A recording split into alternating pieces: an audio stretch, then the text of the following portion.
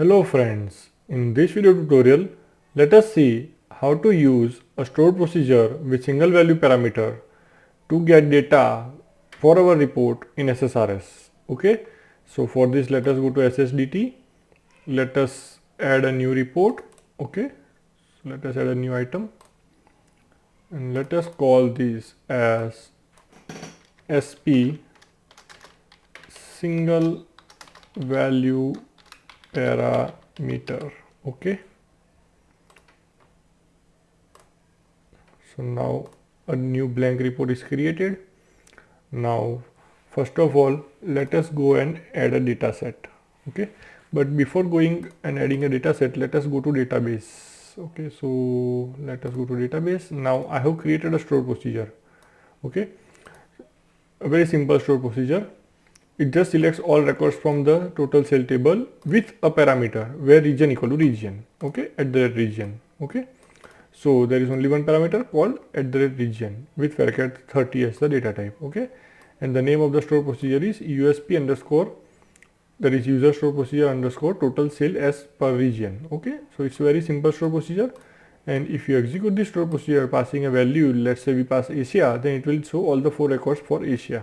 Okay, so this is a very simple store procedure with a single parameter, and that this store procedure we are going to use to fetch our data and show this data, display this data in our report. Okay, so let us go back to SSDT. Now let us go and add a data set. Okay, let us call this data set as dset underscore sp. Okay, so use an embedded data set, new, let us use a shared data source.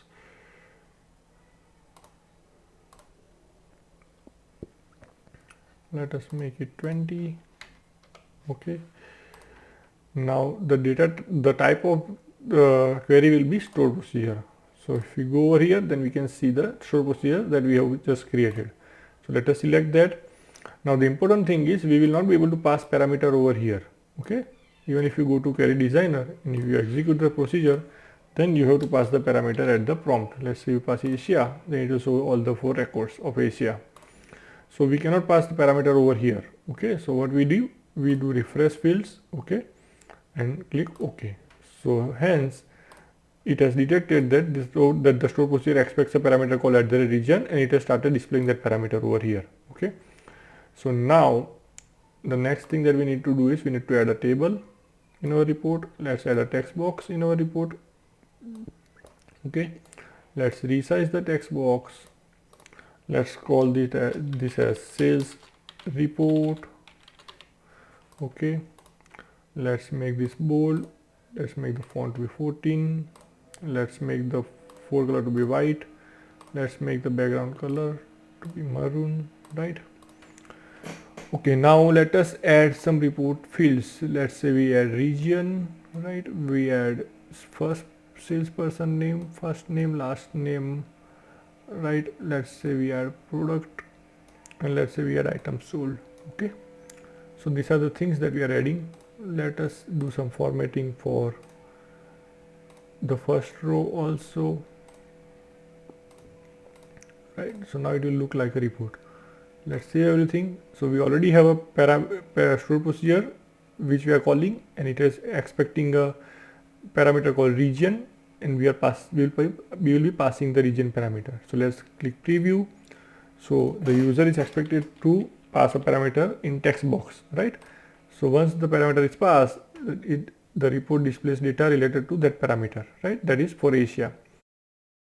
So let's say if Europe is passed, then we will get the data related to Europe. And let's say if North America is passed, then we'll get data related to North America. So the parameter is working absolutely fine. So let's go and define a drop down for this parameter, because we cannot expect the user to enter data values in text box, right? Or type data values in text box. So let us now create a new data set for region. Let it be an embedded data set. Let us use the data source 1. Select distinct region from total sale, right? Okay, so now the data set for region is ready. Let us go and associate it with the parameter. So let's go to available values from our query, region, region and region. Okay. Okay, so let's save everything. Now let's go and preview.